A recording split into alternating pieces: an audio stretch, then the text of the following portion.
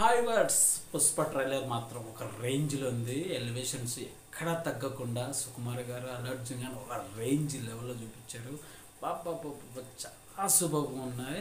Elevations మాత్రం ఎక్కడ అసలు పుష్ప జాతరంగా స్టార్ట్ అయినట్టే, ఎందుకంటే అలా ఉందన్నమాట. అలాగే మన అల్లు అర్జున్ మాత్రం నేషనల్ కాదు ఇంటర్నేషనల్ అంటారు. అలాగే పుష్ప అంటే పేరు కాదు బ్రాండ్ అనే వేరే లెవెల్ ఉన్నాయి. డైలాగ్స్ మాత్రం ఒక రేంజ్ లెవెల్ ఉన్నాయి. అలాగే మన రష్మిక మందన అల్లు అర్జున్ గారితో కాలుతో ఇలా అంటుంది, తగ్గేది ఎలానే పుష్ప పార్టీ లేదా అంటారు. మన ఫాజిల్ గారు మాత్రం ఒక రేంజ్, మళ్ళీ ఎలా ఉండబోతుందో విలన్ గా.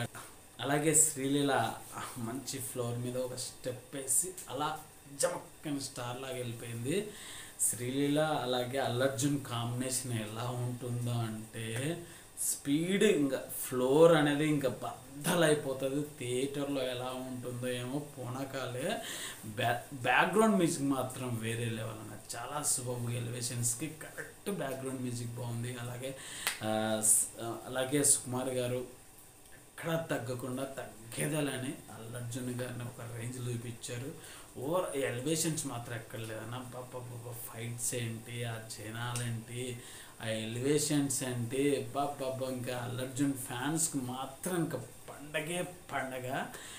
ట్రోలర్స్కి మాత్రం ఎక్కడ తగ్గేదని ఒక సమాధానం అనేది ఇచ్చేసారు మన అల్లు అర్జున్ గారు. అలాగే సుకుమార్ గారు ట్రైలర్ మాత్రం వేరే లెవెల్ అన్న, సూపర్ చాలా బాగుంది.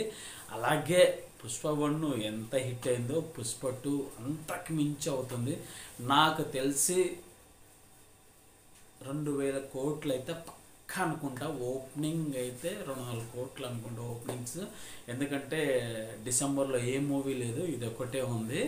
ఓపెనింగ్ పక్క 200 కోట్లు ఓపెనింగ్.